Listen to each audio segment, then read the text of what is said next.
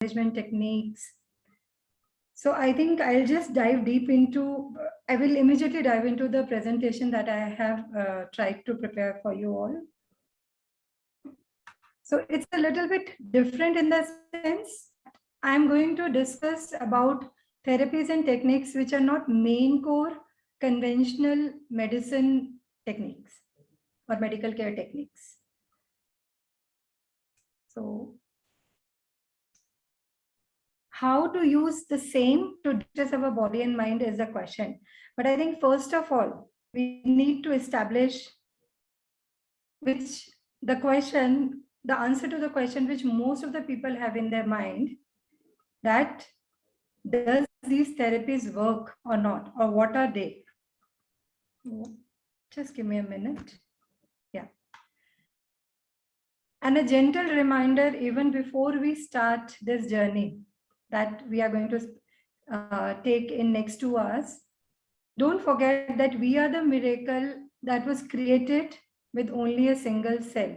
That's how each one of us present here, with all our designations, with our age, with our wealth, whatever we are today, that's how we started, as a single cell. And this kind of miracle, only something very, very powerful and mysterious could have created. So we all by now surely know that stress is an inescapable part of modern life. Only I find in this is, I would like to share it with you, that if it is in small doses, if it's well measured, then it helps us by giving us the competitive edge. And you all know mostly why, right? Obviously, by making us more alert to fight or flight, and maybe there are different avenues, which we will discuss as we go along the presentation. So we all know all of this and much more. Seriously, while doing this is that whether the stress that we are experiencing is real or just a thought or just a perception of mine. In both cases, of that.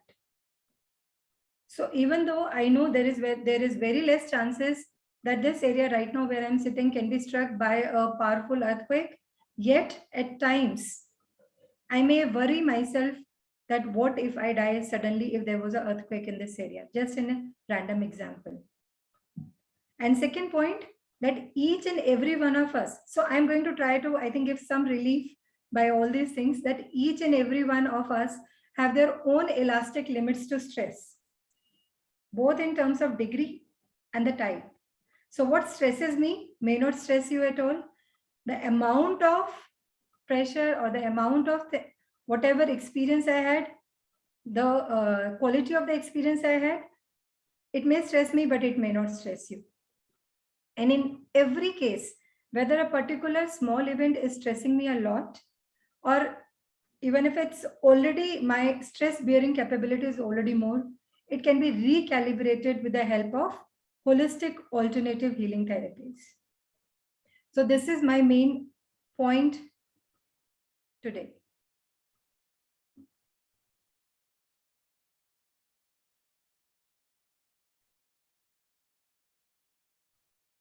And I took this topic today because in recent times we have experienced, and we all are very well aware, that stress is the major for turning to distractions like addictions to alcohol, to smoking, to drugs, to video games, to screen, to Netflix, to food, to clothes, and whatnot.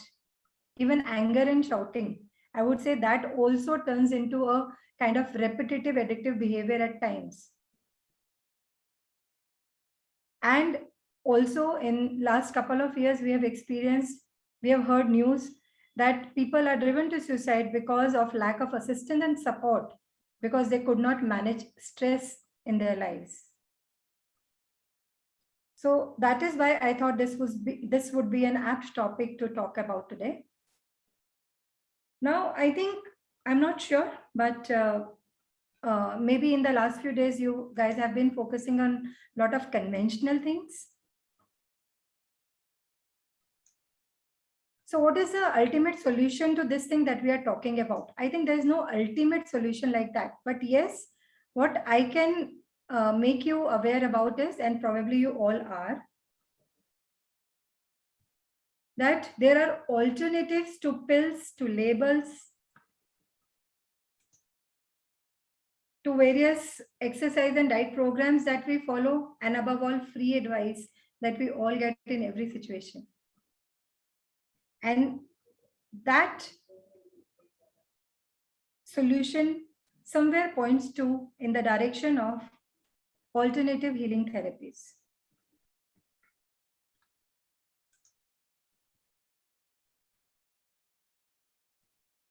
Before going into that, just I would like to correlate and connect as how I understood things.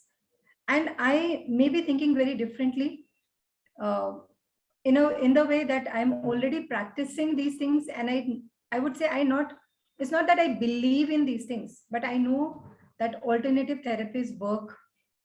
So knowing and believing is different for me already. So the point I would like to make is, what do you think? How does our body cells function? Are they like a factory assembly line that from point A, things will go to point B, to point C, point D, point E? And if anything does not go right in that direction, we can just quickly go there or recheck that thing, provide something, provide the solution, and the production would be restored. Or they are complex intercommunication loops, where if anything happens to A or B or any individual, it is going to definitely affect B, C, D, E. And only one particular linear solution will not give us the relief, but we will have to ensure that all the pathways have been checked and all the pathways have been corrected. So is our body cells, when they function, it's a mix of kind of, they have certain procedures that one happens after the other, but they also have a complex communication loop between themselves, where even a small change in our body, in our diet, in our sleep, in our lifestyle, in our thought process, in our emotions, will impact each and every area of our life. It is not possible that it does not impact the other areas. I think the difference would be only that we may not perceive that change, but the change would surely be there. Are we undermining our body's consciousness and intelligence? Think about it. Because as far as I know, and by my experience, we have studied, and now a lot of experiments also support this, that every human cell is a powerful yet subtle receiver and transmitter of lots of signals, lots of energy signals. And we are saying every human cell. So how many cells are there in our bodies? I think you all know better than me, because you are doctors and pharmacists and I am not. So physical world, we all live in this physical world, physical matter, all tangible things. End of the story. So we are born, we die. The end? I think no. Aren't atoms made up of invisible matter? Can we see atoms? Can we see subatomic particles? Can we sense them, feel them? Think about it. Hasn't it been proven that matter units can behave both? When I say matter units, I'm talking about photons or electrons or even atoms, that they can behave both as solid particles and waves simultaneously. We don't need to make that change. And that unit is intelligent enough to perceive and change its path as a solid particle or as a wave particle as the change is made in the experiment. When Einstein devised E is equal to mc square, was he referring to the oneness of matter and energy? So in my understanding, if I keep science and certain spiritual studies together, fact is that we are layers and layers and layers of matter and energy. And this foundation is going to lead us to our various alternative healing methods in a short time.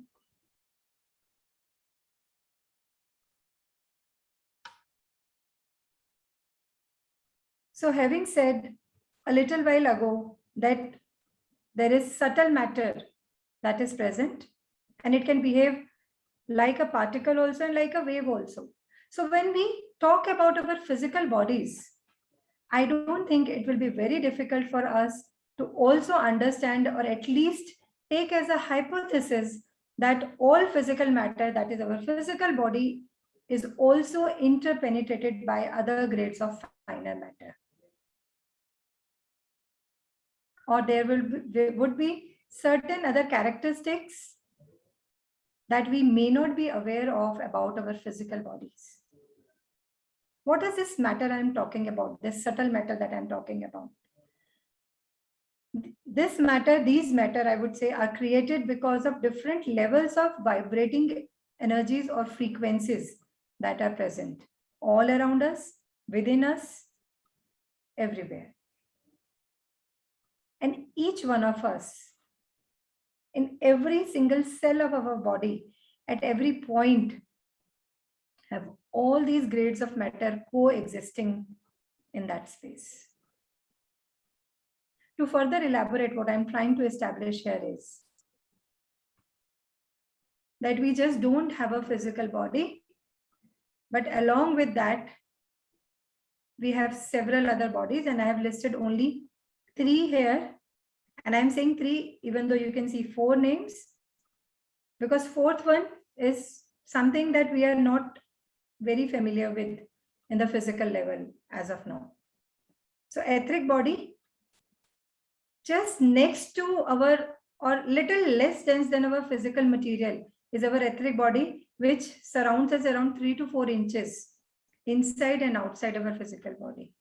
Etheric body. The astral body. So the matter is astral matter. This is the body of all desires and emotions. It goes a little less subtle than etheric body. And a little less fine, more finer than that is mental body.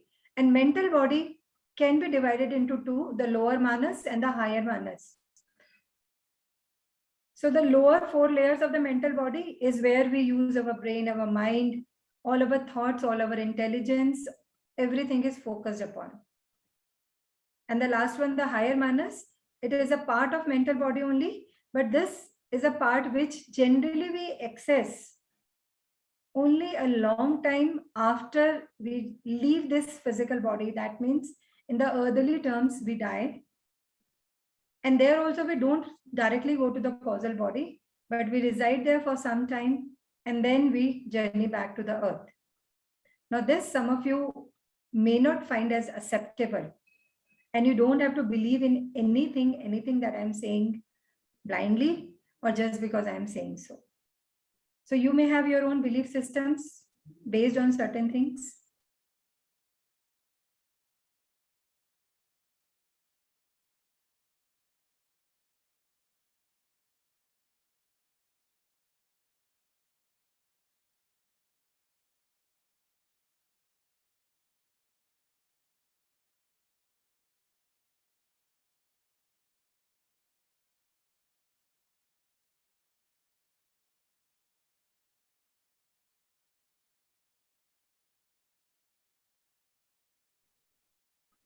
At the same time, when we combine it with alternative healings,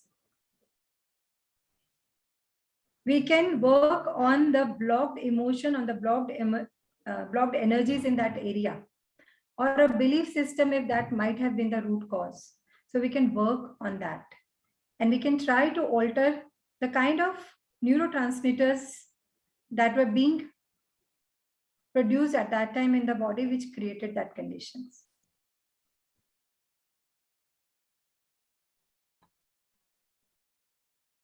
Because we are not just the physical body experiencing stress, At the same time, this stress is generally generated out of either emotional, physical, some kind of social lack, something in my environment, maybe my diets, exercises, occupational hazard, maybe my fear of spirituality and death, where many unknown things about spirituality also can cause stress, or simply just my mind, the intellect that I'm using, too much logic, anything that can. Alternative therapies mean that we are replacing conventional medicine. That's a huge disclaimer, and I want to set this thought process straight. None of the alternative therapies or complementary therapies interfere, nor are they intended to. But yes, complementary means they can be combined with the conventional therapies. Holistic, looking at the all-round thing, whether this person is emotionally distressed, what is happening in their home, what is the thought process of this person, what has this person grown up with, was there any trauma, major trauma that impacted this person, even if it was 10 years back. So looking at that holistic view and treating various root causes, alternative therapies are able to provide something that only conventional medicine may not be able to provide at times. So holistic healings do not go for symptomatic relief. And in fact, in my experience and many of my clients' experience also, they are returned back to work and function more quickly with a renewed sense of self. Means the same thing that may have kept them away from their life and their office for 2 weeks, 3 weeks, they're able to get back to it in 7 days, 10 days, or even reduced. Now, we all know, and I think you would agree, that many of our medication processes are very invasive and harsh, or at least some of them. And the observation has been that when we use alternative complementary therapies, which are very gentle, they are more effective in releasing cell memory and a state of well-being. And certain procedures can be avoided if the consulting doctor thinks that yes, now the patient is better. And when I'm saying this, I'm very well aware that there is a tendency with the patients to not consult doctor often and stop medication or treatment by themselves, which is not advised at all. So I would say with alternative therapies also, like in any field of life, we will use our intelligence, right? To evaluate, to experiment, to check whether the result is genuine or not. Same approach should also be applied to all the alternative therapies or medicines that we are planning to take. And if possible, and I think a lot of doctors and hospitals are now opening up to it, that you can discuss it with them that I'm trying to go for this kind of alternative therapy. How should I integrate? What do you suggest? And take their advice also to integrate it better.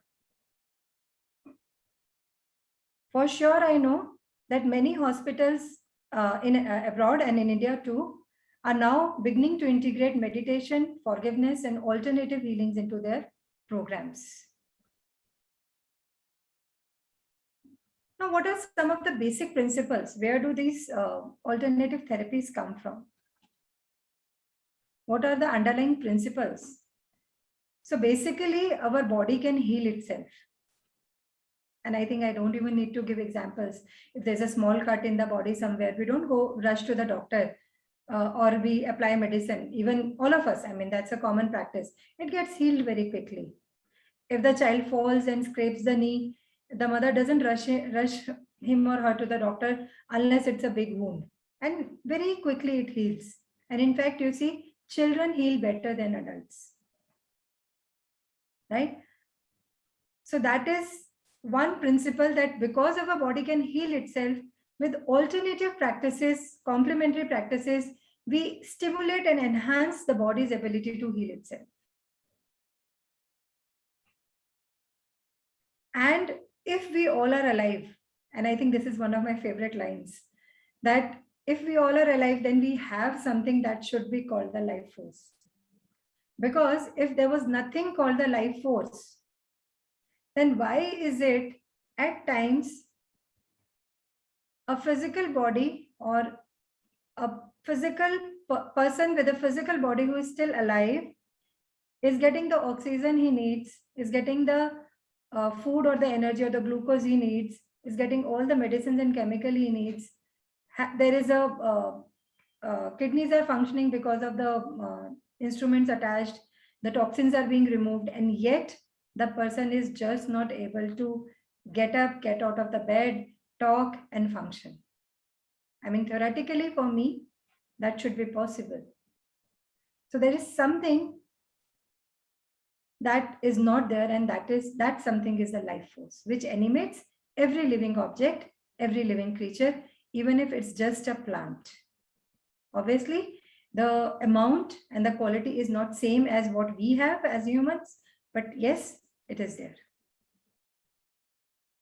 And the basic idea is that wherever this life force either gets blocked, accumulates too much, the toxins get released even in the energy form, or it is too less in certain areas, that causes pain and disease. That is a basic underlying principle. And the way we go for conventional medicine, and what I mean by that, when I take a pill, when I take medicine, I expect it to also recharge me energetically. But many of us know that doesn't happen quite a few times. But on the reverse side, if we see, if taking a physical medicine or a physical element into my body can restore my physical body to health, and I also expect to regain my energy and health.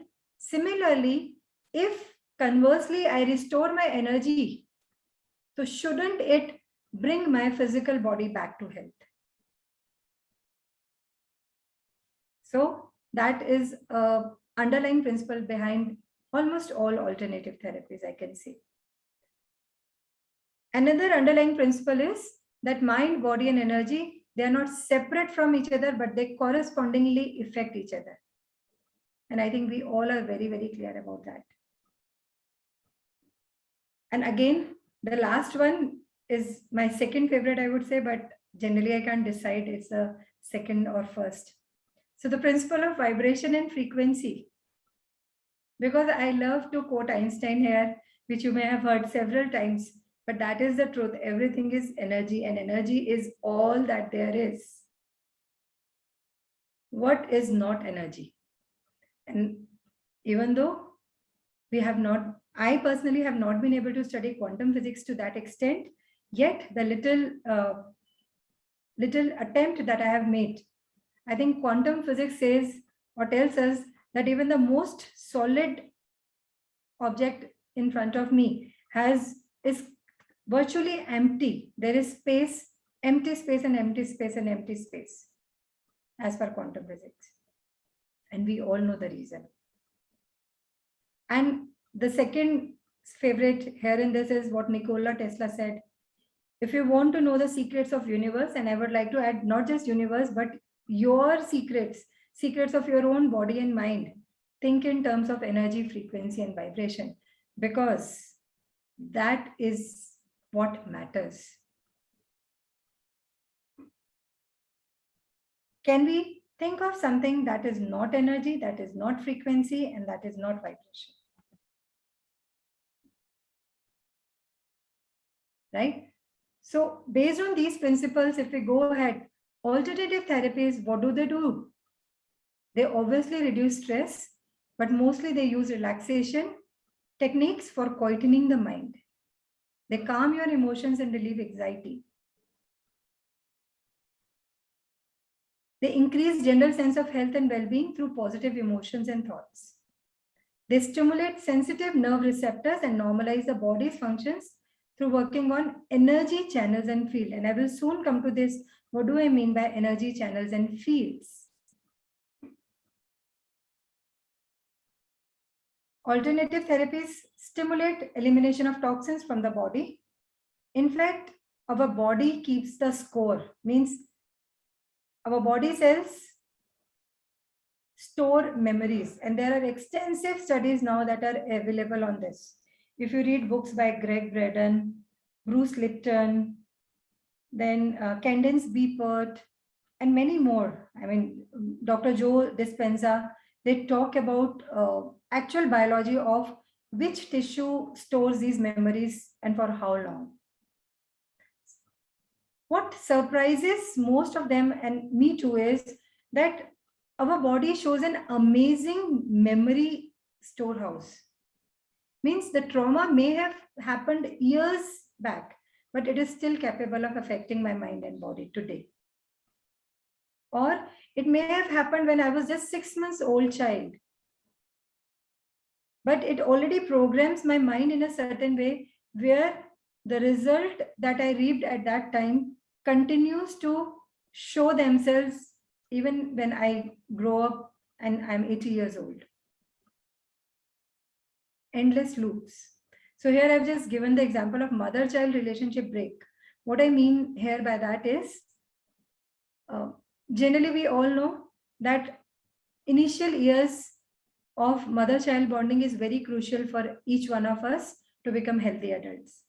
Now, suppose the mother and the child, for some reason, even if it was a very, very logical reason that they were separated, maybe the child fell sick and needed to be submitted to a hospital or admitted to a hospital or something, or there was a genuine thing that mother was ill.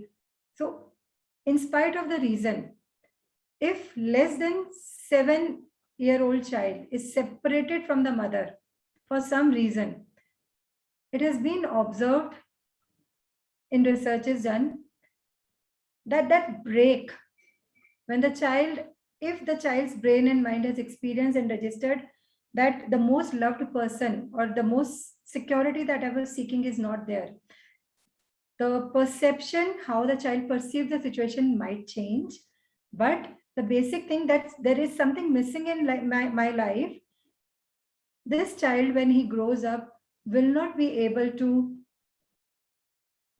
achieve what he has the potential to achieve. Because this break that happened, which got registered in his system, would keep on playing endlessly to produce similar results of loss of something lacking and missing.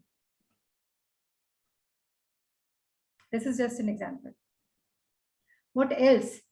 So somatic awareness means more aware of my body. What is my body doing in this moment? How am I using my hands? What is my body posture?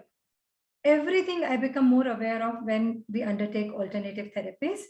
And basically, alternative therapies help us to have faith in our cellular intelligence, which increases our capability, enhances our capability of understanding ourselves, our bodies, our system, and our mind, and take better decisions and lead more successful lives. They also help us to get a very clear picture of. So it's kind of something was out of focus, and now with the help of alternative therapies, we can bring it back to focus. But this clarity is not obtained from the same level. If you can just visualize that you are in a maze, when you're actually in a maze, you're walking around it, but you're not unable to at times find the way, you get lost because you can't see, there is a wall or there's darkness or whatever. But now just imagine from the same maze, if you have the capacity to come up a level and now look down at the maze, you would exactly know where to go and what to do. So these solutions are provided, or this clarity of the picture is brought in with a higher and different perspective to take charge of your life. Coming to the core of the topic today, some of the therapies that we are going to discuss today are biofield therapy. I will take only one here: pranic healing, crystal healing, sound healing, hypnotherapy, transpersonal regression, past life regression, inner child therapy. In fact, past life regression and inner child therapy is a part and parcel of transpersonal regression itself, though I have listed it as separate. Then meditation, using water and food to heal. I mean, these are not exactly therapies, but you can say these are some of the alternative concepts we can think about. And heal in the sense, yes, today's topic is about stress, so you can add on the word stress. So how these things can heal our stress? But my experience has been these therapies not only work on stress, but they also work on your physical pain, on your emotional entanglements, on lack of clarity, on a lot of things that we associate with the mind and brain, like depression is a common word. And yes, stress, the king of all. So now going to our first thing. And if you remember, I had mentioned energy channels somewhere at the back. So what are these? What is this thing I am talking about? What is this energy or the biofield energy on which a therapy can be based? In fact, we already had a look at it when I spoke about the finer bodies, the finer subtle matter present in all of us. So this biofield is composed of both measurable electromagnetic energy and subtle energy or chi or life energy, which so far cannot be measured. So please mark my words, so far it cannot be measured. Means I am hopeful that very soon we will have equipments to measure that too. According to Master Choa Kok Sui, who had been a proficient healer and founder of modern pranic healing and erratic yoga, this biofield or bioplasmic body, as it is called, means a living energy body made up of invisible subtle matter or etheric matter. Just to remind you, etheric matter is little less dense than our physical matter, but denser than our other matters. So it is just next to, almost similar to our physical body. In Indian terminology, in various Vedas or certain Indian texts, you would find the name as Pranamaya Kosha, means the vehicle of prana. And because of this electromagnetic field, prana is absorbed, life energy. Prana is, what is prana? Prana is life energy. So life energy is absorbed and distributed to the physical body through this energy body itself. And this becomes a medium to energize and vitalize the visible physical body. How and why? Going further, but I think before going further, would you like to feel your energy, friends? The life force that we are talking about? I would like you to give your comments in the chat box here once we do the experiment. And if you can switch on your videos, I can guide you better.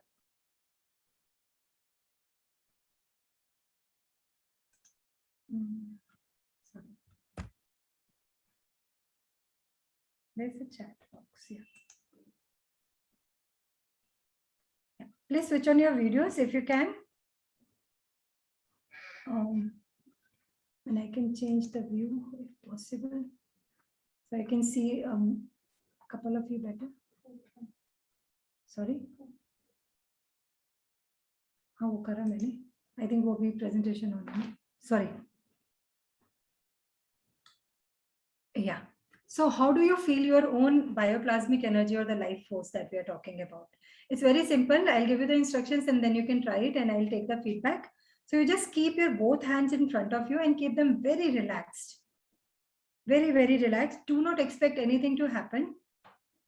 Inhale slowly and exhale slowly.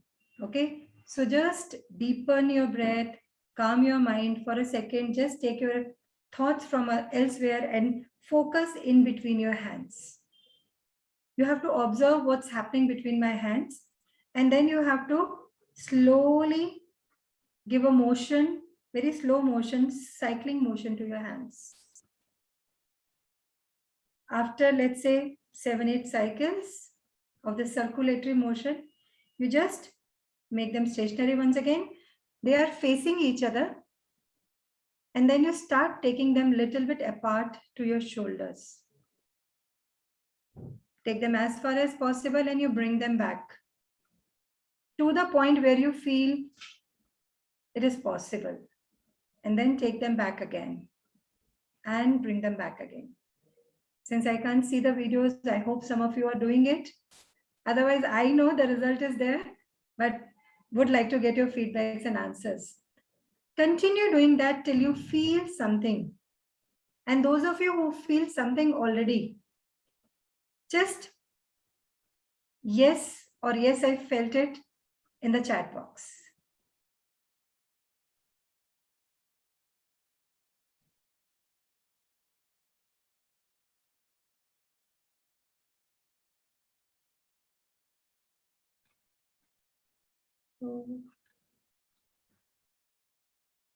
Oh, so quite a few people felt it. Amazing. Can one or two of you unmute yourself and tell us what you felt?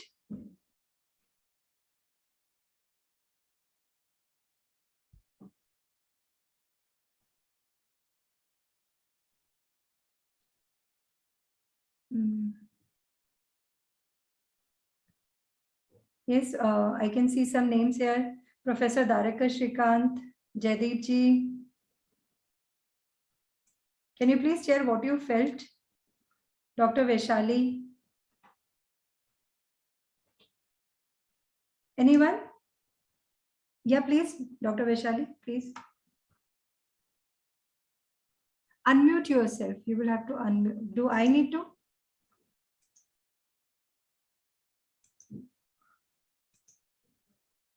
See if you are able to unmute yourself now.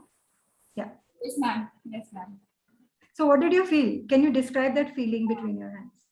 Thank you for giving this experience actually. So first, when we just put our hands facing towards each other, so there was a cold breeze, like I felt at my hands, and then we separated it and again tried to bring it closer.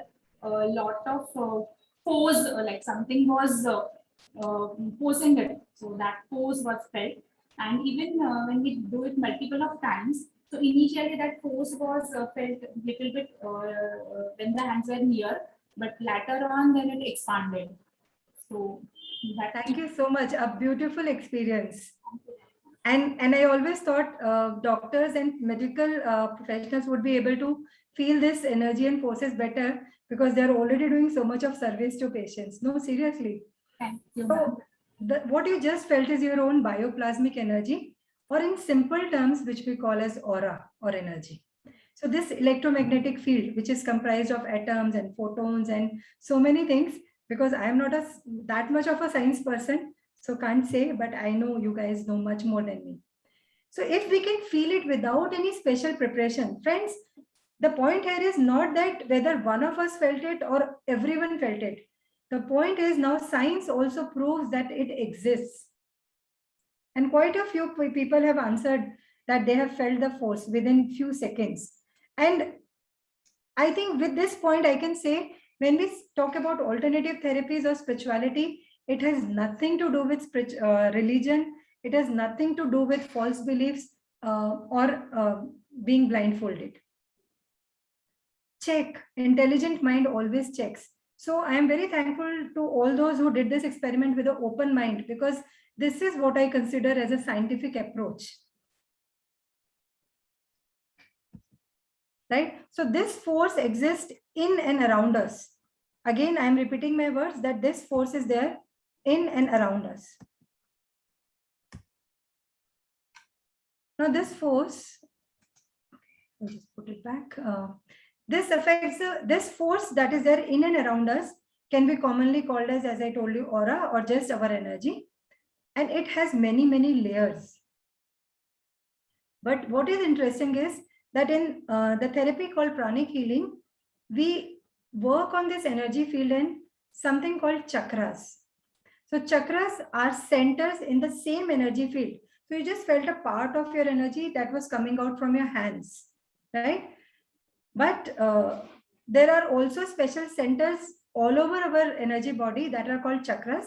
In a while, I'll show you the picture of chakras also. And a pranic healer uses his or her hands or crystals to cleanse and energize a person's energy field and chakras with fresh prana, thereby triggering the healing process in the body.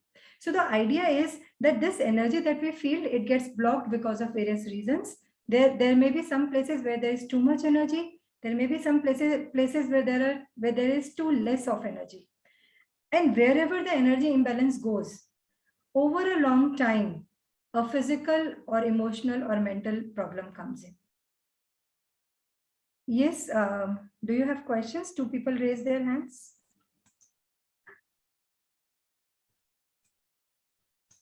Yes, you can unmute and speak. I'm sorry.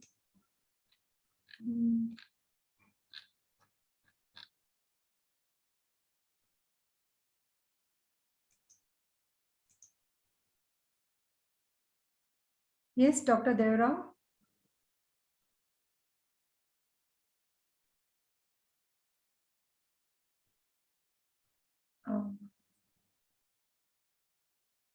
You will have to unmute yourself, I guess. So I have asked you to unmute. Dr. Vishali, you want to say something?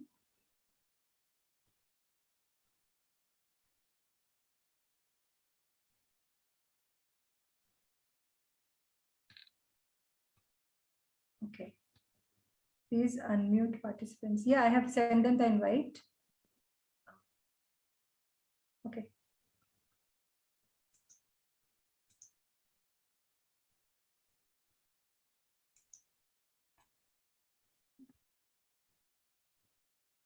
Kindly unmute yourself. We have sent the request. Those who want to ask or have queries can unmute themselves.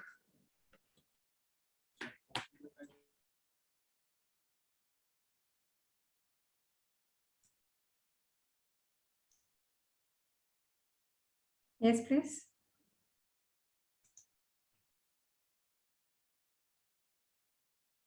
Okay. So same here means you are not able to unmute yourself.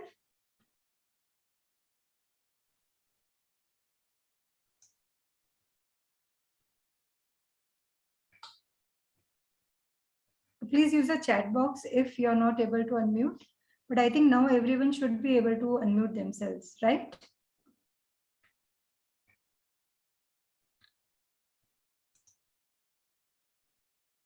Shall I go ahead for the time being? You can also type your question in the chat box. I'll definitely answer the question. Yes, ma'am, you can continue. Yeah.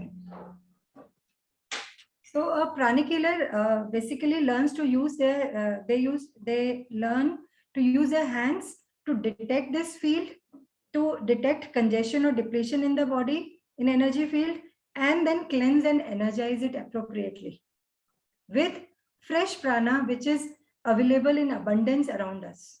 So what are our sources of prana? I think we all know prana comes from the sun, air, earth, even trees.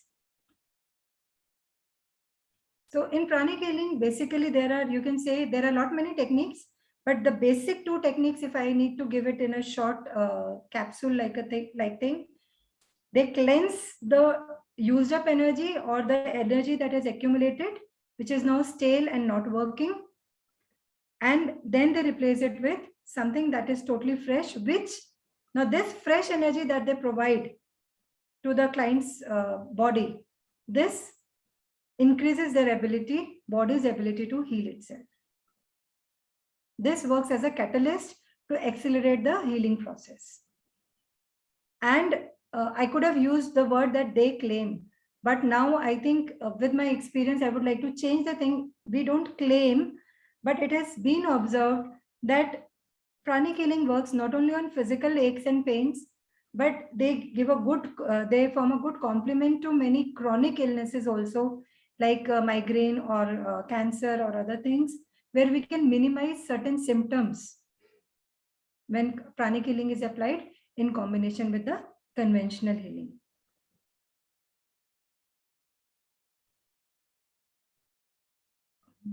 Okay. So this is the concept. Basically, this energy that we just felt, our aura should be clean and straight, everything like this. But generally, that is not the case, and this aura also gets get damaged because of our lifestyle and many other reasons. So whenever these kind of blockages or there is a damage to the aura, accordingly, corresponding part of the body gets affected. This is how it looks when they do pranic healing. I hope you're able to see the pictures. So this is Pranic Healer using his hands to cleanse the aura and health. This is just a diagrammatic, or you can say creative visualization picture that has been created. Because this energy is very subtle, it can't be seen by all. And everything is just kind of representation, not actual. But this is what happens on the energy level. So they cleanse and they energize.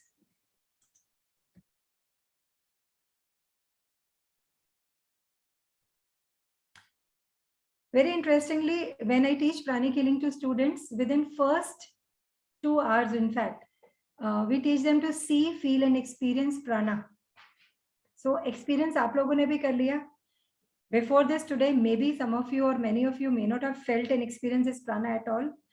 But now, since you have experienced it, you know it exists. Similarly, it's very easy to see and feel certain kind of prana. And this is without any special power or anything mysterious. In fact, it is all based on very natural laws of our body and well-known principles of science and energy. The only reason why we can't see these energies is because they are subtle in nature. That's it. And what are chakras that I discussed? So chakras are basically from the same kind of matter, certain moving wheel-like structures which are conical in shape. They are created in 3D, extended, and they're extended out of our physical body. This may be just 3 to 4 inches or more, depending upon the total energy level of that person. But this is what they look like. And so there are chakras of various sizes. In fact, I think if we look at our energy body,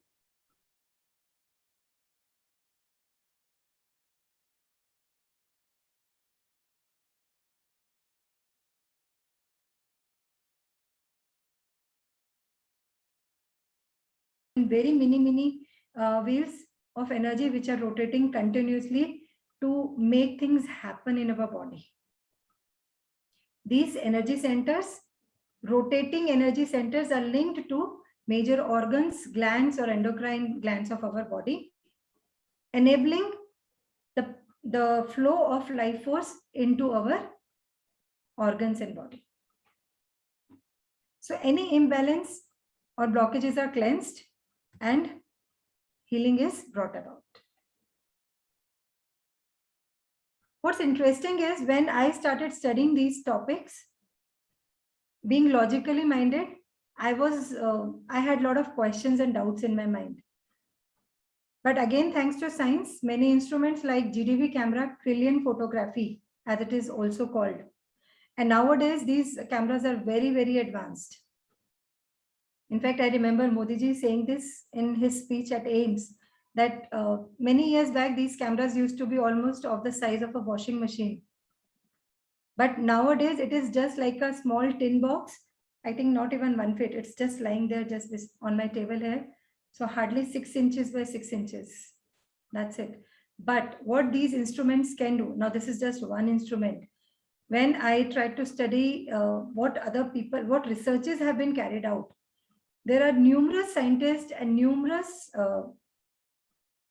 instruments that have been developed, though some of them were not very popular, but to a good extent, there were results which proved that there was an energy body, and these instruments helped us to understand and photograph this our energy body with logical proof. So now with this camera, if I do pranic healing for someone, I can have a before and after image, which clearly tells us, as you can see, this is a random image, not of an actual patient, but this image was taken of a diabetic patient who had diabetes for a pretty long time, more than 10 years, I would say.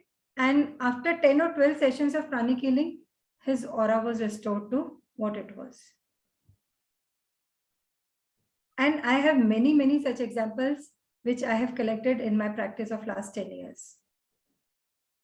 So all the alternative therapies today that we are discussing and talking about I have practiced at some point of time and got very good results. And it's not that they are the only ones. There are many more alternative therapies, but that's why just to ensure that what I'm talking about has given us some results, I have chosen those. So even now, a Russian scientist, Dr. Kotakov, is working on this, and I think his this thing is BioWell GDV camera.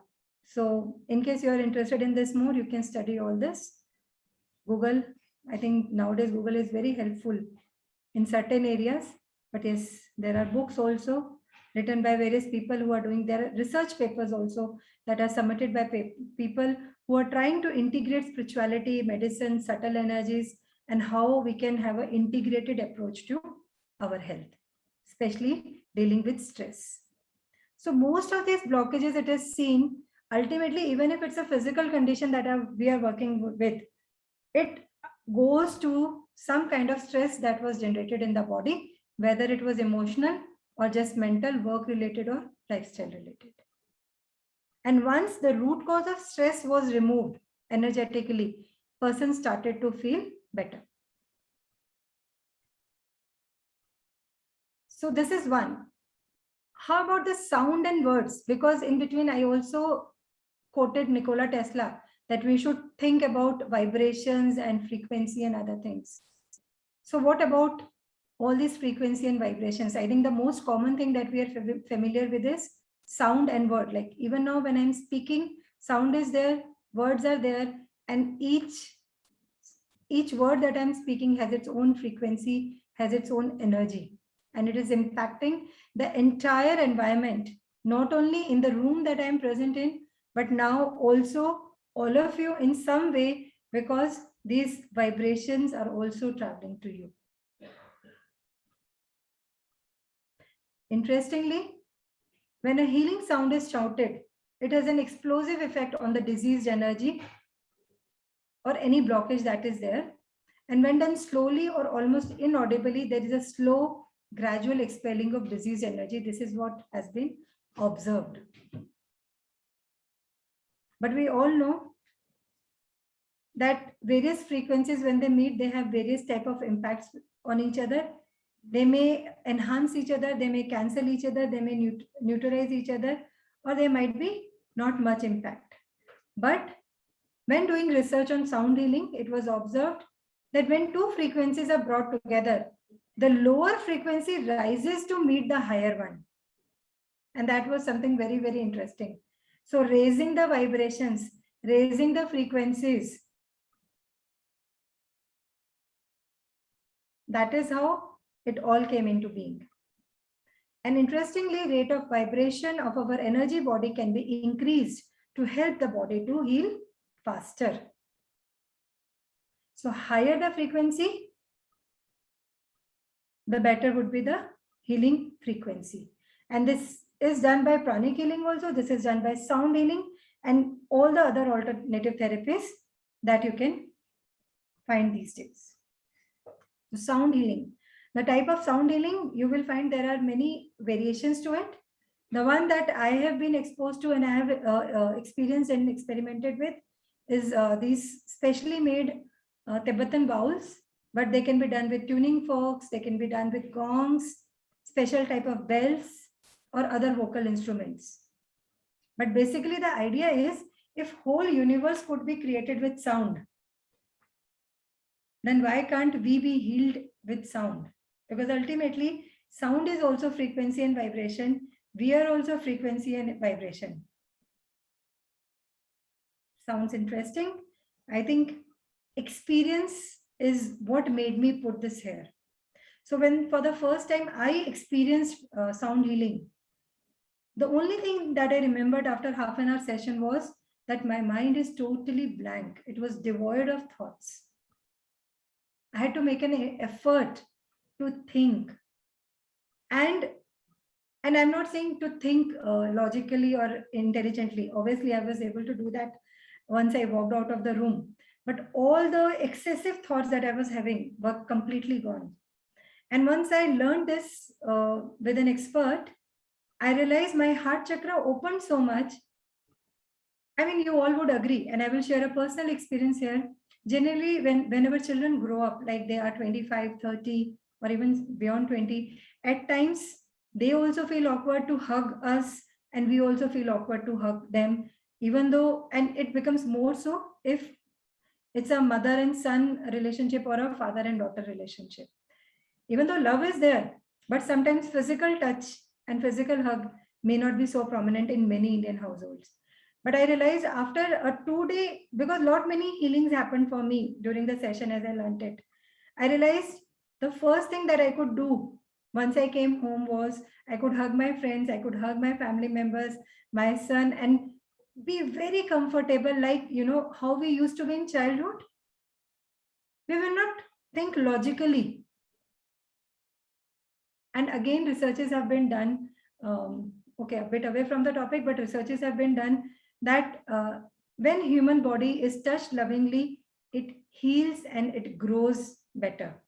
There is more conducive environment for body's growth.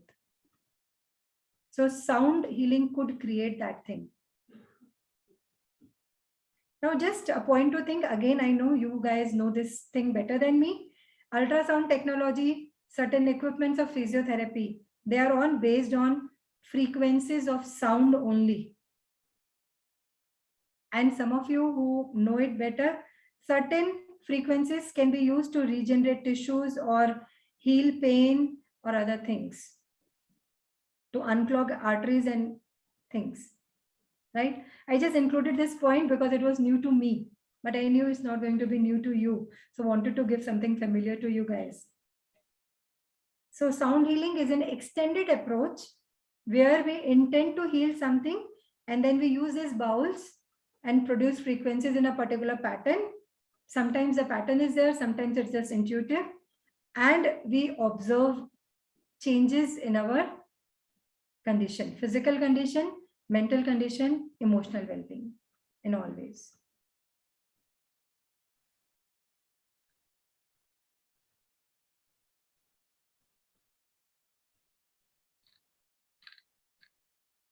Yeah. And the next therapy that I move on to is hypnotherapy. Hypnotherapy basically uses guided relaxation to help individuals to achieve a state of focus, attention, heightened awareness, and increased suggestibility to help them heal effectively. There is a typing mistake here. Basically, what am I talking about? Mind is not an organ. I hope you all agree with that. Mind is metaphysical concept. The organ related with it is brain. But still, when we talk about thoughts and emotions, other than the chemistry in the body, the biochemistry in the body and this hardware, where do they live? I think there is no exact area. So this concept of mind we have tried to kind of analyze, and psychologists realize that our mind can be divided into conscious mind, subconscious mind, unconscious mind, primitive mind. Basically, unconscious, subconscious, and primitive, these three you would find everywhere. There is a very thin layer between your conscious and subconscious, which is called the critical mind. And interestingly, this critical layer develops around the age of 6 or 7, not before that. So by the time a child, we were growing up and our children are growing up, till that time when the critical layer is formed, everything that they see, they hear, they feel goes deep into their subconscious mind, and associations are formed positively, negatively, in all ways. But once the critical mind develops, many things are forgotten because they get hidden in the layers, and we only use our conscious mind, which is less than 12% of the entire mind. But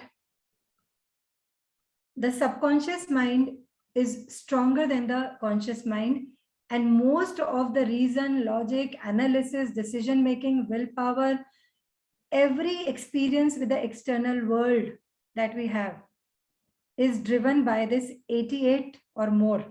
Okay, because see, these are not very hard and core kids, 12% and 88% only. Some people even put it as 95 to 5%.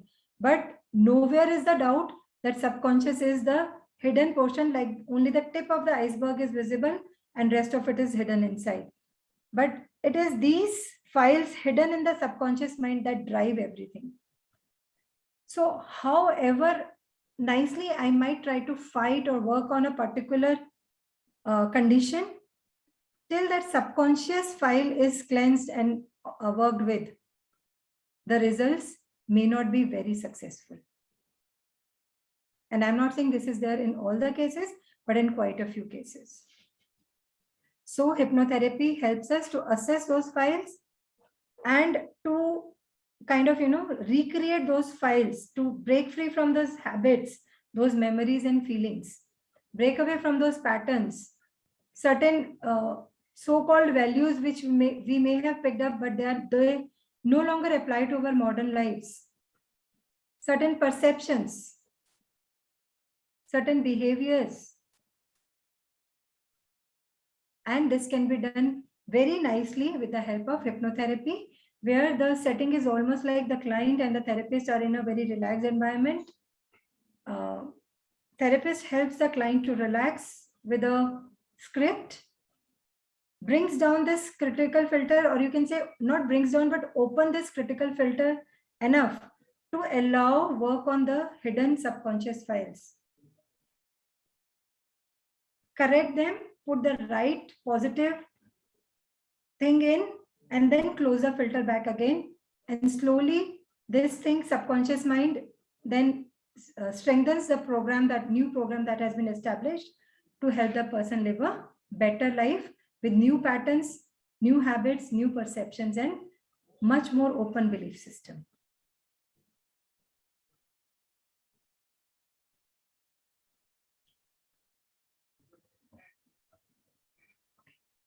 Am I going too fast, or is the speed okay? Okay, ma'am. Thank you. So I think towards the end, we will have a question answer session where all of you can ask your questions. So another therapy that I would like to discuss is the transpersonal regression therapy.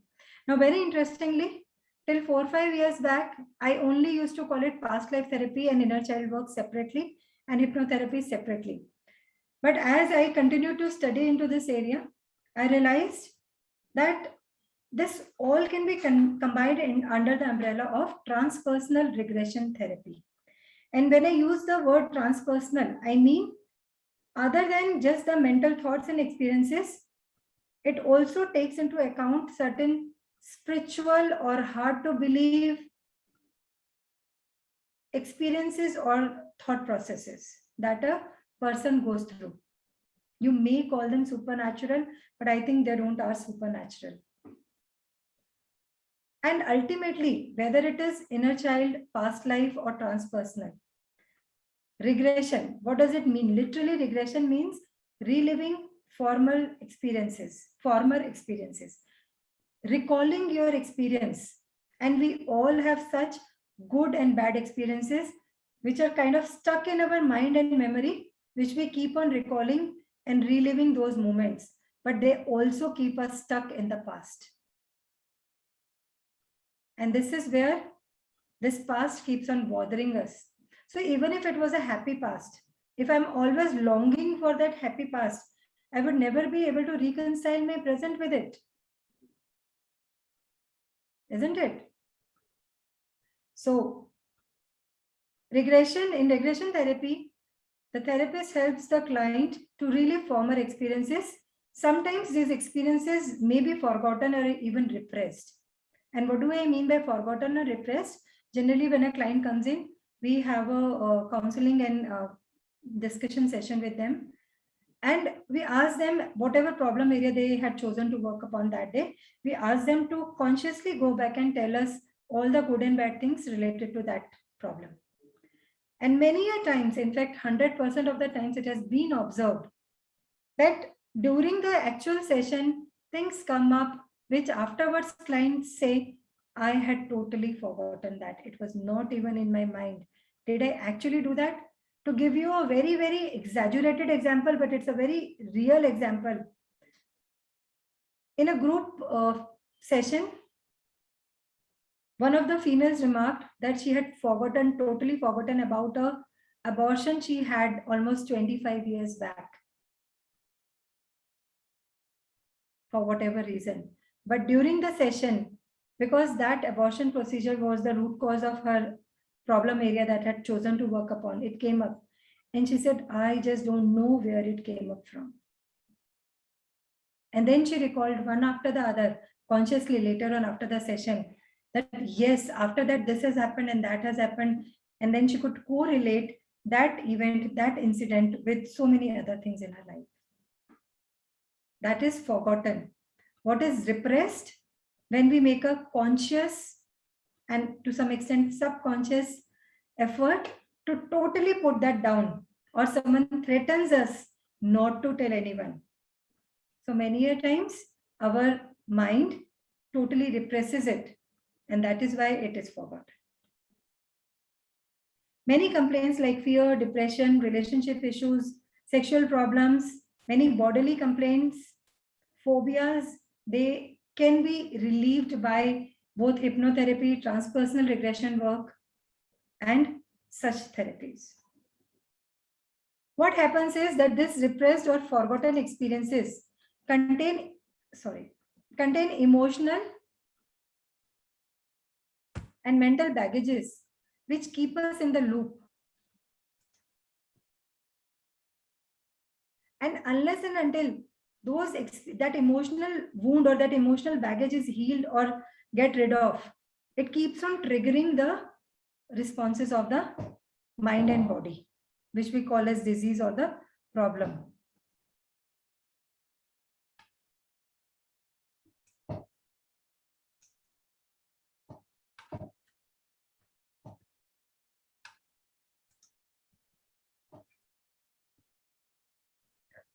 So in transpersonal regression therapy, there is inner child work involved, there is past life work involved, there is body work involved.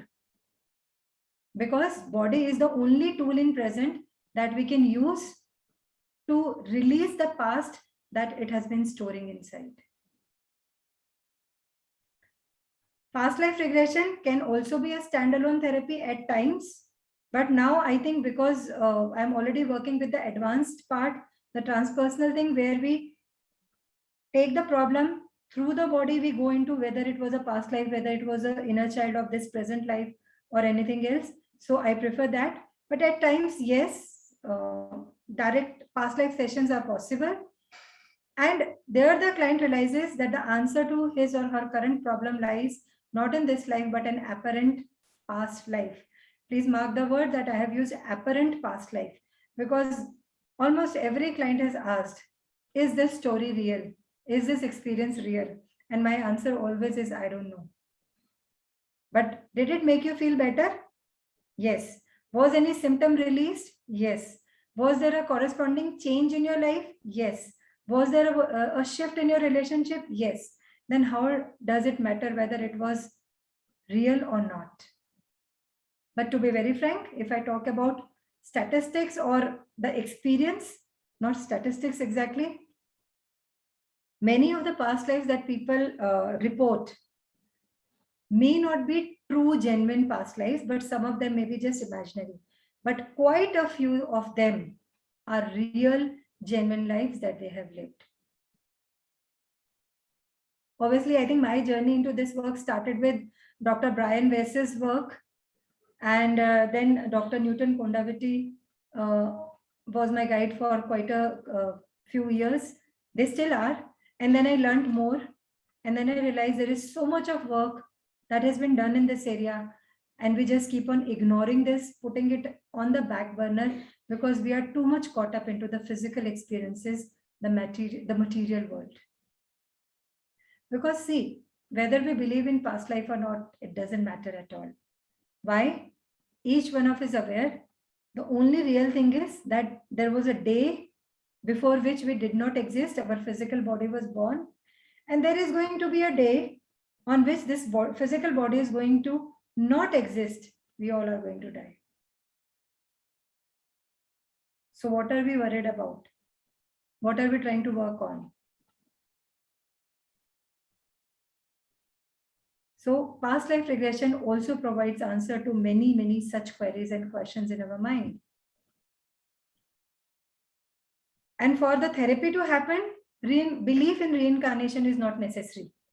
Client could be a complete atheist, not believe in reincarnation, but the techniques used are such that if that is the root cause, client is able to recall those experiences. So it is not based on belief, but on experiences. So that primitive part mind of our mind, when I was telling you about the mind theory, that primitive part holds on to every memory of every experience that we went through since we came into existence into this universe, and that might not have been a human body.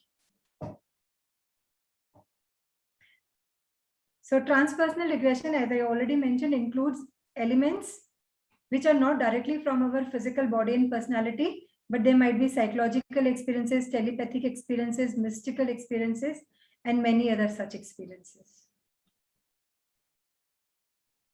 Sometimes these sessions lead the client to experience even have experience in the spirit world between lives. So this is interesting actually. The first time I experienced this, I had till that time not studied about life between lives, but one of my clients mentioned that she was waiting to be born and she was trying to look from above, and she has already chosen a set of parents. And I was, as a therapist, because my knowledge was limited many years back, so I was a little bit confused, but with our experience, as we are taught, we allowed her, we guided her and allowed her to tell us about the thing. And that's when I already learned about life between lives.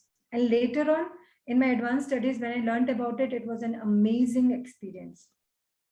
So some of us even get to plan our lives. And I said some of us, not all of us.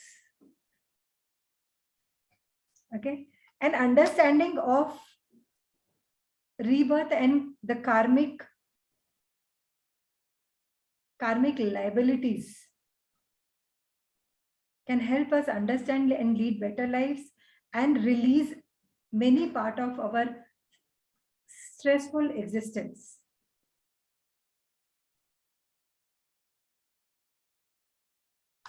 And why I said some of us, what I meant was, as we grow spiritually and mentally, the more mature we become emotionally.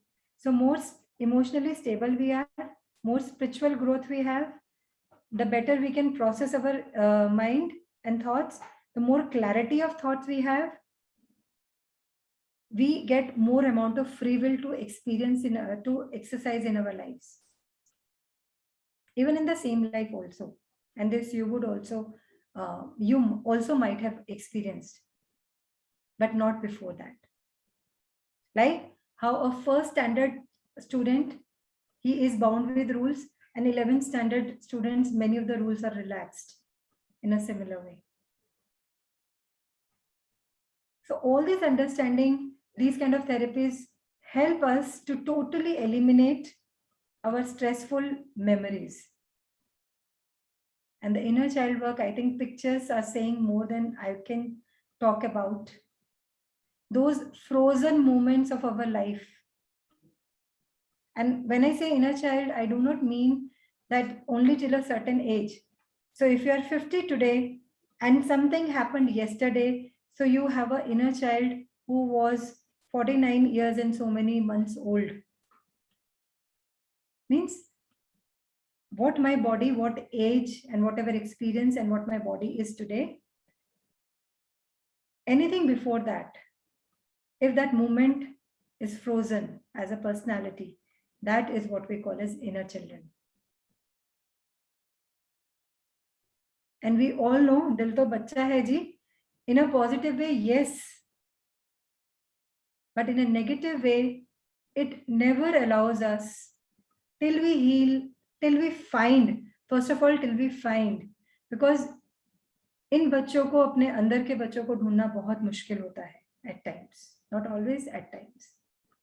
To find them and to make them feel secure and loved in your own space.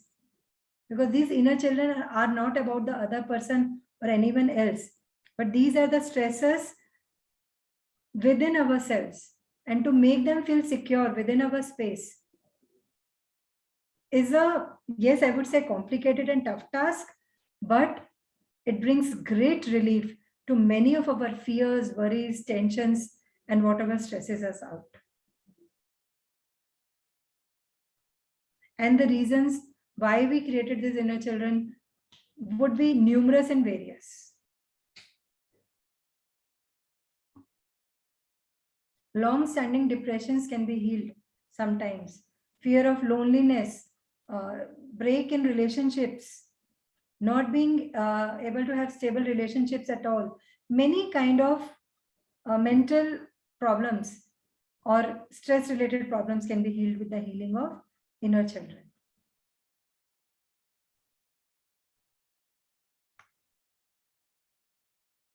But actually going further, am I as alone as me? So I have been talking about various therapies, inner children. Are we really alone?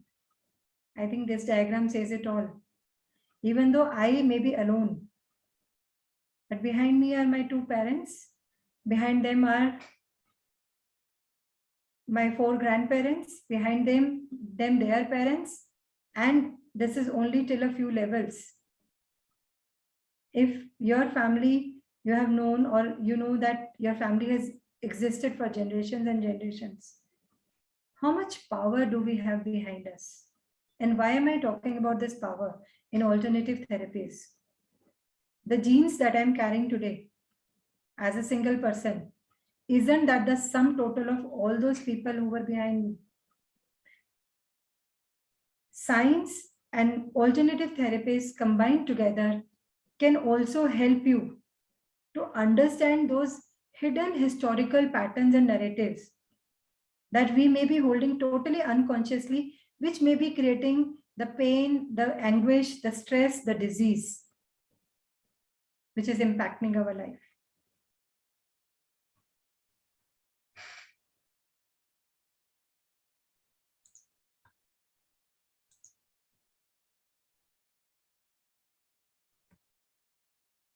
Okay, now this is not a therapy, but I thought since we are talking about so many therapies and how to deal with stress and all, two basic things: the water that we have and the food that we eat definitely makes an impact on how stressed we feel. And we can use the same to de-stress ourselves. So it's a study in itself, but since today we are just touching upon points, so I would like to say, yes, our food can also be divided into 3 categories. And those who are already familiar with Ayurveda and some other sciences that they might have studied, we know that food can be Rajasic, Tamasic, or Sattvic. So the more Sattvic food is there, it automatically brings down the stress levels also. The more Tamasic levels are high, the more stress we might experience. I'm not saying all of us will be, but might. Because ultimately we become what we eat, right? I think here, I'll just check this here. So basically, why am I talking about food as a de-stressor? Not only just the food and the quality of food, the person who is handling your food, who is cooking your food, also transfers his or her energy in the food. So the food I am eating might already be loaded with stress. And you can just, if you go back into your food chain, the person who stored it in his shop, the person, how he stored it when it was in the wholesale storages, was the farmer who was growing it every day worried about where will the money come from, and I will commit suicide. I mean, a lot of things can go wrong. I don't want to be totally negative here, but yes, a lot of depressing negative thoughts could have gone into the food before it reached you. So what if we try to have more healthy, nutritious sources of food. Sorry, nutritious is something else. More loving sources of food, I would say, where there was less violence, where there was less negative thoughts. And how about if I cannot control that? What I can control on my end is how about expressing gratitude to the food and blessing the food that I'm going to eat and consume. Because if everything is energy and one energy impacts other and energy flows from the higher level to lower level, then if you are expressing gratitude or blessing the food, the higher energy can only go into the lower energy. There is no other way if we believe in science. And see if there is a change. What if while we are cooking or even putting it together or serving, we are doing the same? I may not like a vegetable, but instead of making a face or expressing my anger on it, at least be thankful that there is food on the table. Something like that. And when you're having your food, when you are serving your food or cooking your food in a very relaxed and calm state of mind, it will have the same impact on your body and mind.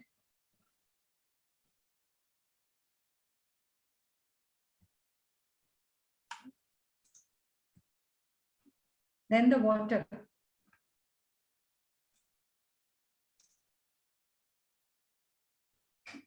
So why am I talking about water here? Because during the course of all these practices and studies, I realized that there are various scientists who have worked upon, but I think the most glittering work, I am calling it glittering because I was glamorized by his work, Dr. Masaru Emoto's. He froze water crystals and then he observed them under electron microscopes. And I think the results were so astounding, even for a layman to understand how water has memories, can store memories. In fact, now it has been proved that water can store memories of every solvent it had come in contact with so far. It copies information and remembers it. So to de-stress myself, the most simplest way, because even if I'm having 8 glasses of water every day, least I can do is I can create happy, positive memories for the water and have it for success, for de-stressing myself, for loving, creating that loving space within me for myself and others, anything that you can think of. You can already see the images. I think I don't need to talk about them. So to the same water sample, when you say the word "you fool" or write on it, the electronics the electron images, I'm so sorry. The microscopic image is totally different. And with love and gratitude, it is totally different. With thank you, it is different. If evil is written on it and told to it, the image is different. And these researches were done in a very scientific way. Similarly, I'll show you the next slide.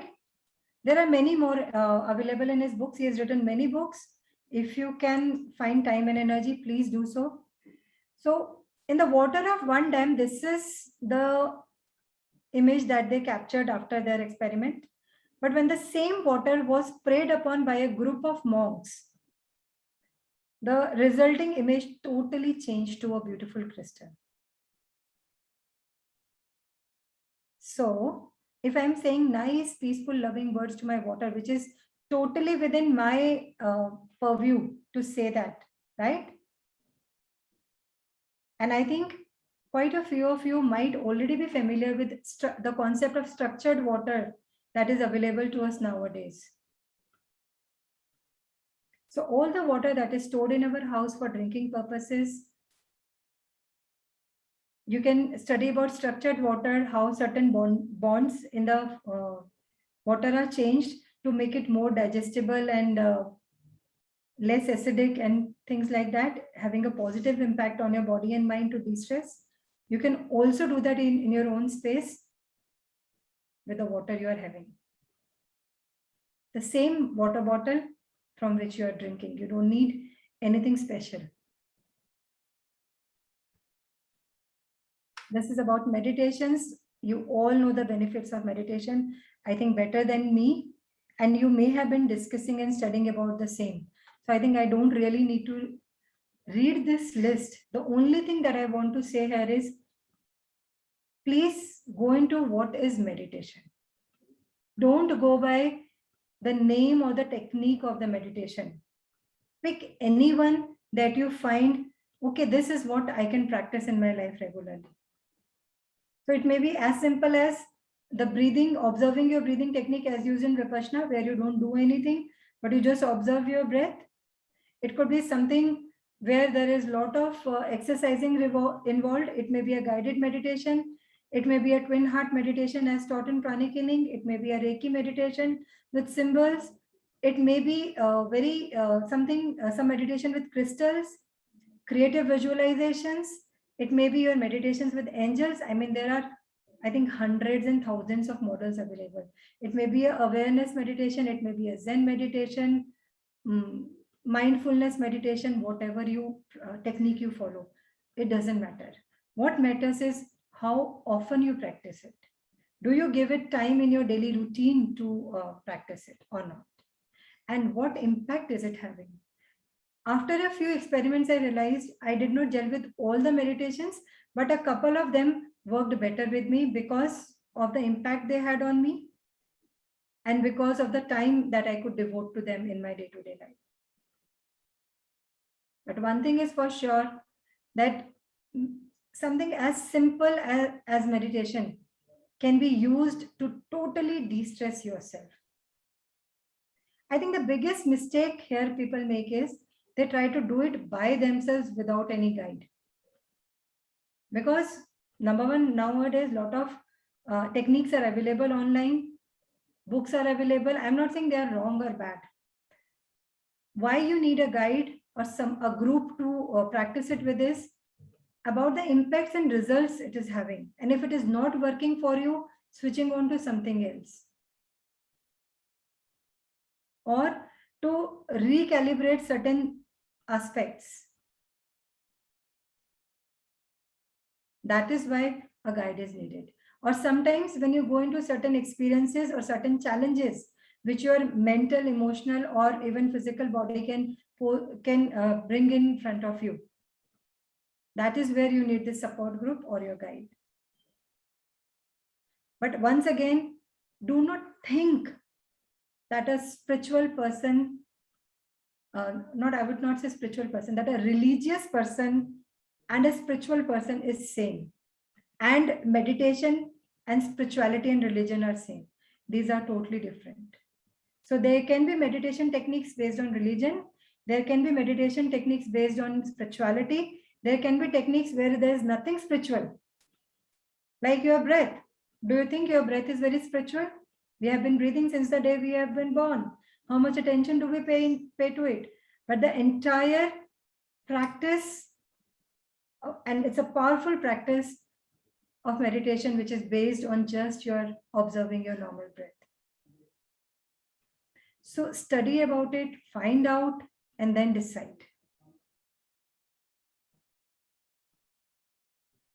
Whether you want to work on your self-esteem, whether you want to make your mind more intelligent, whether you want to bring in stress relief and relaxation, any of these.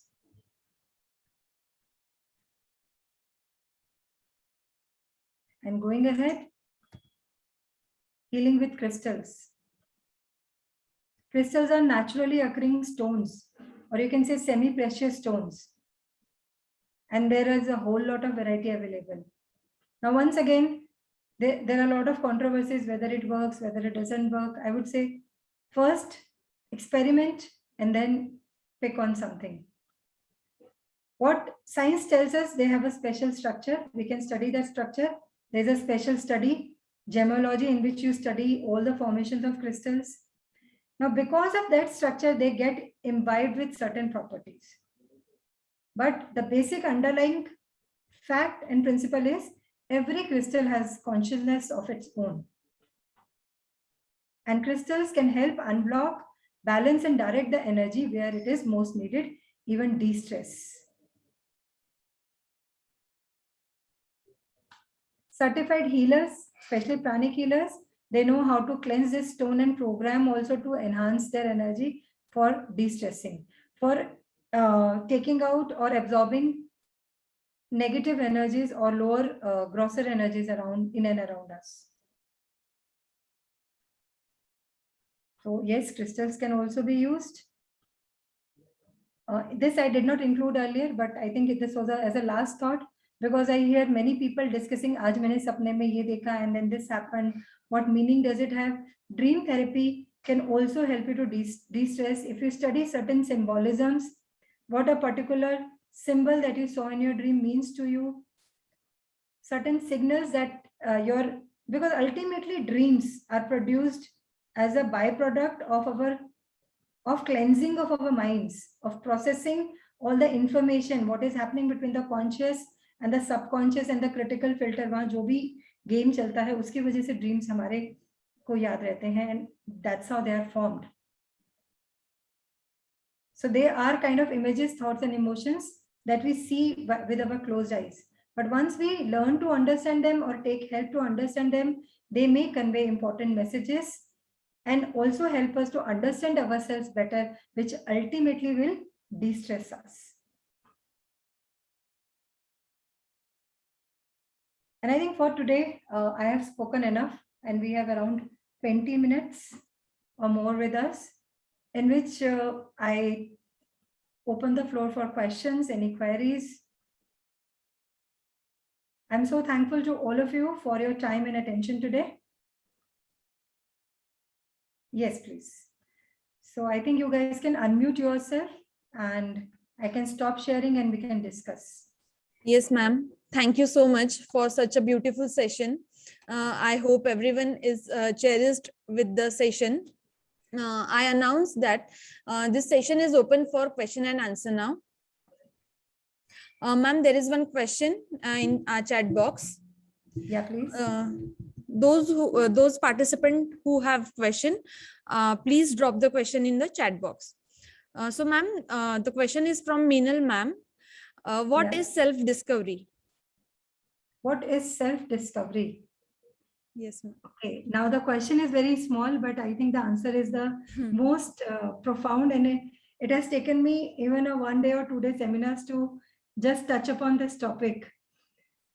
So self-discovery, by self-discovery, I mean, see, if I share my own experience, because when I talk about self, I know only myself and I don't know others that well. That's the truth for me. So self-discovery for me, till a certain age in my life, I was totally into, like you could say, I did not know anything about who am I, where did I come from, what is the purpose of my life, why am I studying what I'm studying, why did I do MSc Textiles, why did I teach, why did I live in a certain way, had certain likes or dislikes, maybe not even able to explain why I couldn't eat peas. I didn't like peas at a point of time. So there were so many questions. And then in spite of living a so-called healthy life without any major stresses in my life, my health was going downhill. And I'm talking about almost 15 years back. For no reasons, my BP started going up and doctor told me, "Aapko goli shuru karna padega." For no reason, I developed diabetes. I had pain in my knees. And it was like, ये तो age related है, अब हम सबके साथ होगा. I think that was a crucial turning point for me. And I think हम सबके साथ वो एक point आता है.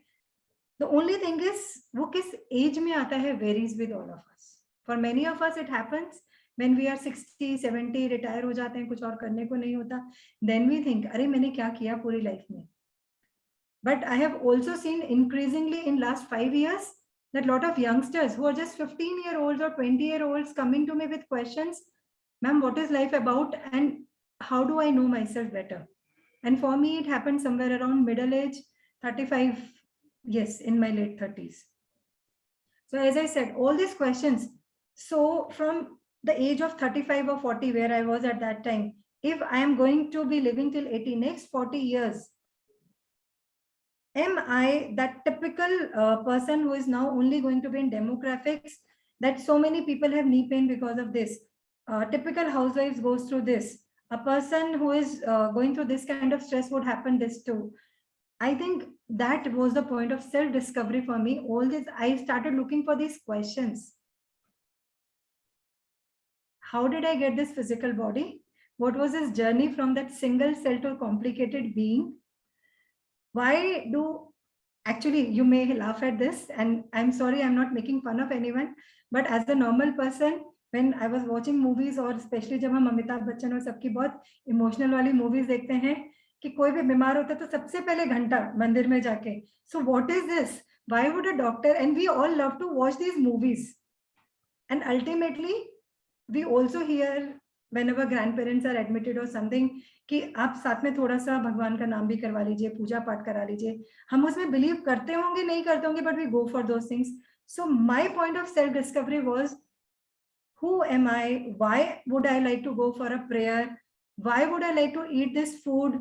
And even if I don't like this food, but I want to develop a neutral attitude towards this food. So understanding myself, why do I get angry? Why do I experience a certain emotion? Why, when I eat chocolate, okay, that was not my case, but I just took it as an example. Why, when I eat a chocolate, it gives rashes to me, but it does not give rashes to 10 other people? Why do I only have a particular type of food allergy? So I think self-discovery for me means knowing your body well, but beyond the body, knowing your reactions, whether they are biochemical reactions, whether they are emotional reactions, whether they are mental reactions, knowing your thought process well. Am I a defensive person? Am I a person who resists everything? Do I go into my shell when someone speaks to me? What are my fears and phobias? And also knowing myself, what is going to happen once my physical body stops existing? I think that was a very pertinent question. And somewhere I started reading about womb experiences of some of the clients, which they had. The stress of their mom impacted them right from the womb stage. So when I learned all that, I think I tried to rediscover. I started asking stupid questions to my mom, stupid questions, because to her, ऐसे कोई पूछता है क्या? So आपको क्या क्या हुआ था when I was in your womb? Did you go through any financial stress, or were you stopped for anything? What were the good moments? So all that. So I think that is self-discovery, knowing yourself a little better than before. You may not have all the answers, but we can make a start at any point. I hope I have answered your question. Ma'am, yes. Sure, ma'am. Thank you so much. Ma'am, there is one more question from Vaishali ma'am. How we can help the students for improving learning and their performance through pranic healing? Okay, through pranic healing, I generally would like to work upon their three major chakras. One is I would like to quite a few, right? Because I don't know whether you know pranic healing or not. But yes, what I can tell you is I would like to work upon the third eye chakra for sure, because this chakra here between our eyebrows is basically related with our brain, with our pituitary gland also. I would like to work upon the chakra which majorly they will use for storing stress and not feeling powerful enough. And I would also like them to, I would also like to add to their therapy a technique by which we can transmute their lower energies from the lower chakras, which is the Mooladhara and the sex chakra, to the higher centers, that is the third eye and the crown chakra. So this is how I would like to empower students to increase their focus. And in fact, we have helped 2-3 students to increase their focus while studying. Yes, ma'am. Yes. Thank you. Ma'am, next question is from Aishwarya ma'am. Can we know on what basis you select the therapy for particular patient? Okay. Generally, I try not to select the therapy for the patient. Okay. I know quite a few, but there are at times you will automatically the person you go to would be an expert in some field, and that kind of decides what therapy you are going to receive.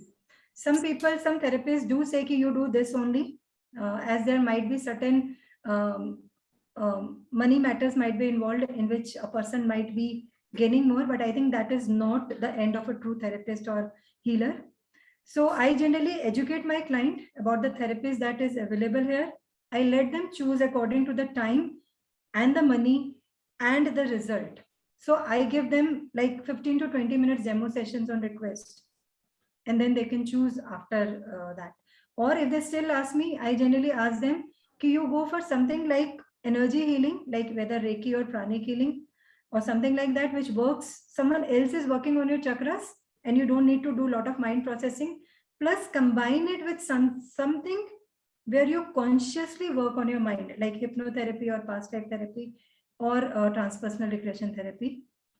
So that gives you a good result, along with improving your diet. Okay, ma'am. Thank you so much. Ma'am, next question is from Minal ma'am. Which chakra is a stress relieving out of major 7 chakras? Actually, I can't say none. I can't name a chakra like that. But yes, I think most of the lower emotions you would find in your Manipur Kendra. Okay, ma'am. But actually, every chakra gets impacted. So see, if the same experience you were looking at from fear of survival, it will go into your basic chakra.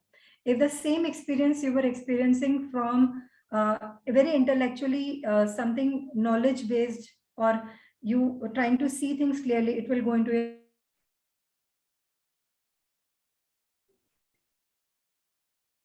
Rajna. Else is trying to gain control. If that perspective comes in, where Manipur Kendra gets impacted. If you feel hurt by that, your heart chakra is impacted. So that way, I think it's difficult to say, but. Okay, ma'am. Thank you, ma'am. Ma'am, the question is self-discovery is related to soul realization? Yes, definitely. Yes. But what is soul realization? Don't ask me, because I think if I would have achieved that, I wouldn't have been sitting here talking Yes, to ma'am. you. Probably because we nowadays are using words like illumination and soul realization, but I think they are very profound words. But yes, road to self-discovery leads somewhere to those places. Ma'am, shall I take more question? Yeah, please. I'm okay with it. Ma'am, the question is from Vaishali ma'am. How we can protect our energy from contamination of others' negative energies? The easiest way is to make your energy stronger. Yes, ma'am. Definitely. Sorry. Ma'am, is telepathy possible now? I don't understand the question fully, because it says, is telepathy possible now? So if telepathy was possible always. Sorry. In the past, now, and even in future. In fact, there are some books which are almost, they were written 100 years back, but they discuss all this in detail. And it is also being said that in future, the next generation, not just immediately next, but our future generations would have those kind of developed senses where they will be able to do a lot of telepathy. Okay, ma'am. Ma'am, I have a question from my side. What is your Yeah. perception on mantra chanting as a sound healing therapy, and which is effective, loud chanting or chanting slowly? Does it help? Okay, good question. I think it has several, in fact, a lot of things, the way you have asked the question. So my perspective on mantra chantings, first of all, I believe that every mantra, to whichever religion it belongs to, now mantra does not necessarily for me refer to a religion. So it could be a word, a group of words, a phrase or a couplet from any religion or anything, even if not a religion, Yes, which we ma'am. are repetitively speaking. Hmm.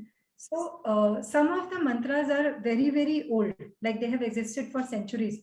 Like if I take the example of Gayatri Mantra, which we all are familiar with. Yes, ma'am. So certain mantras, because of their life, like they have existed so long, have become so powerful that the moment they are even thought of, not even spoken loudly, they produce energies of their own and have an impact on the person thinking or in his immediate environment. Okay, that is one. Secondly, whether loudly or whether in your mind or heart.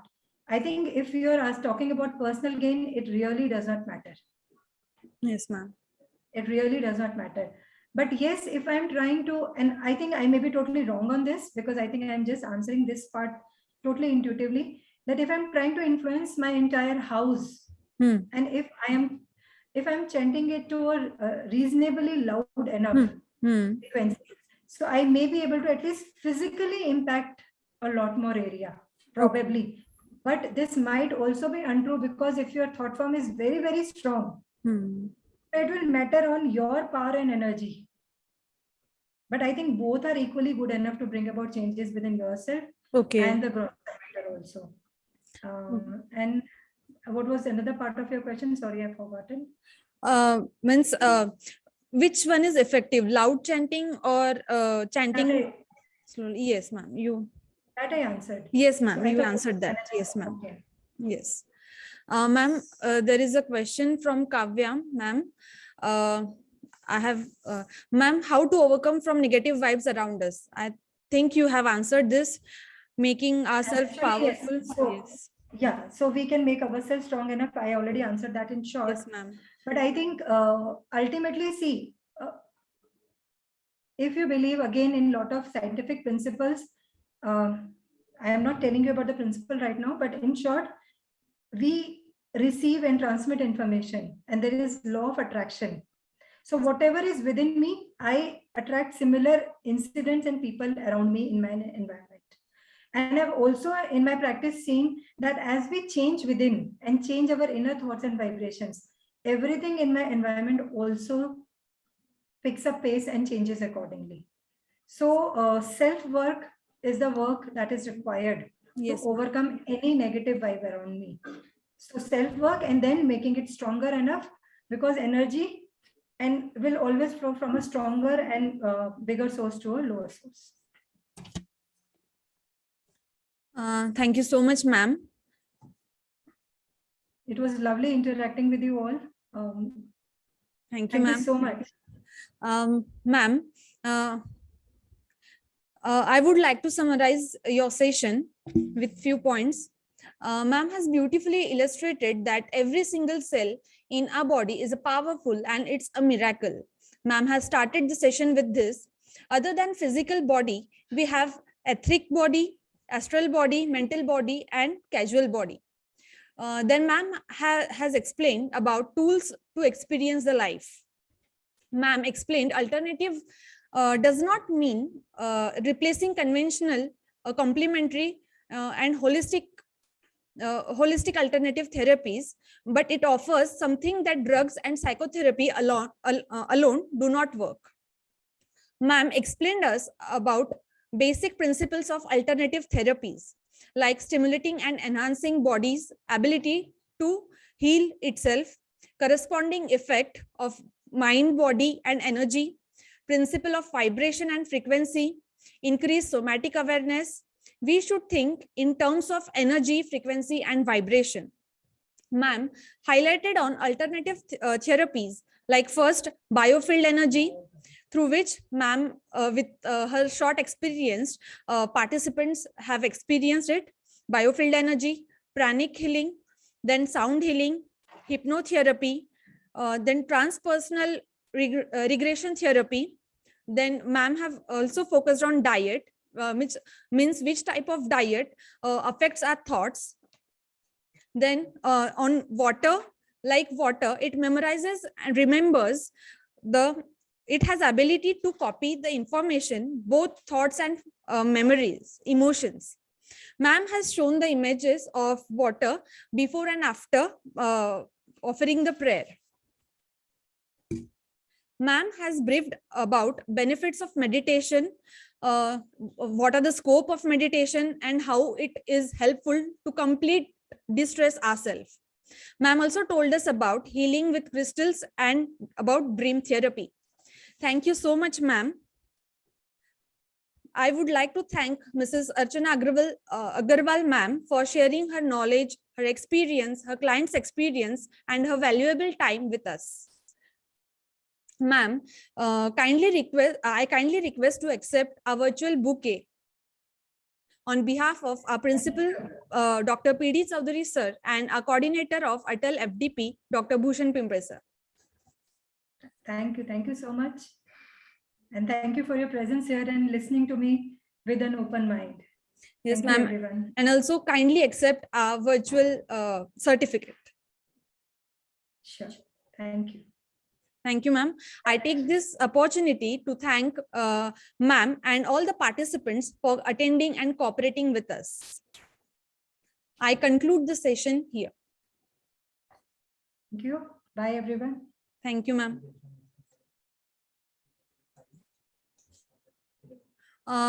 Tomorrow is the last day of FDP. We'll start with sharp at 11 a.m.